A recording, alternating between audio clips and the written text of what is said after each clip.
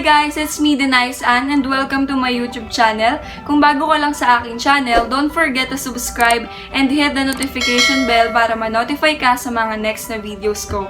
And shoutout sa Chillin Clothing Company, Kim Horca, Carl Moreno, Marlo Garcia, Arl Trio Sisters, Genesis Sindol, Kim Adviento, Vincent George Tamba, Janelle Barrot, Janiel Jamito, and Grant Eustaquio.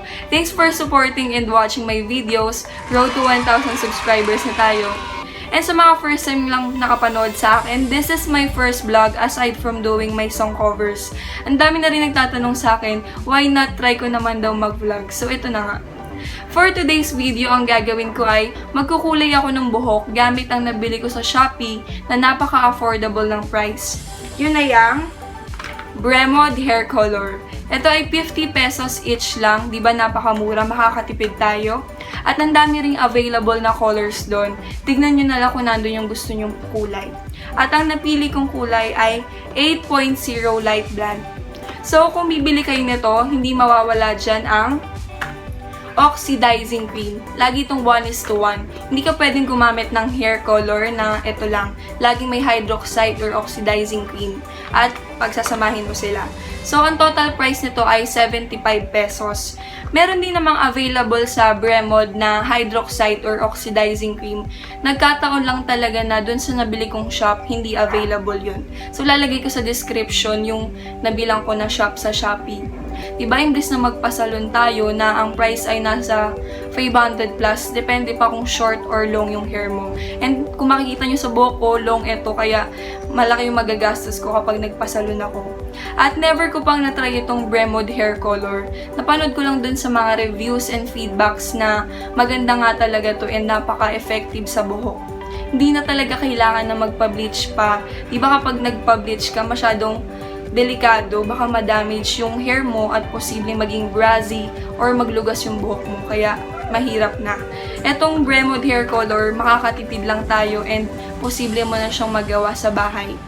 And nga pala, ang magkukulay sa buhok ko ay si mama kasi masyadong mahaba to and makapal and malabo ang mata ko kaya masama na baka kung ano pa mangyari.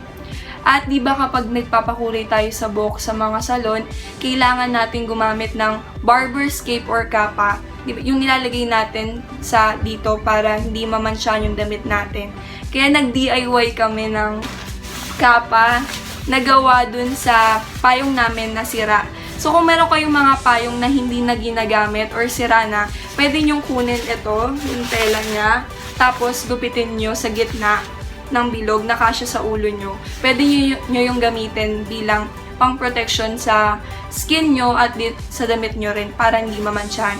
Pero kung wala naman kayong sirang payong, ang isuot nyo na lang ay yung damit nyo na hindi nyo na ginagamit kasi baka malagyan ng mansya.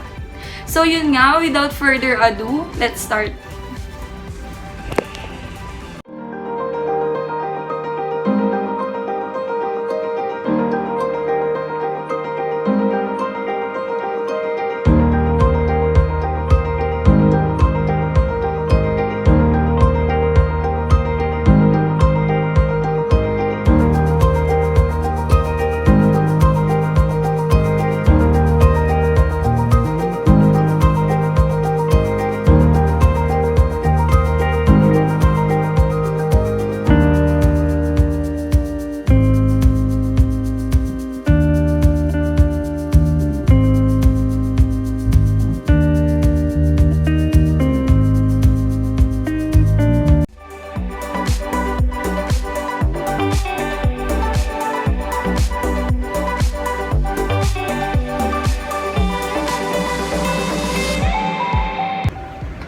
Sabi dito sa description, step 1, apply part of the mixture to the regrowth area. So, kailangan 20 to 25 minutes yung processing time.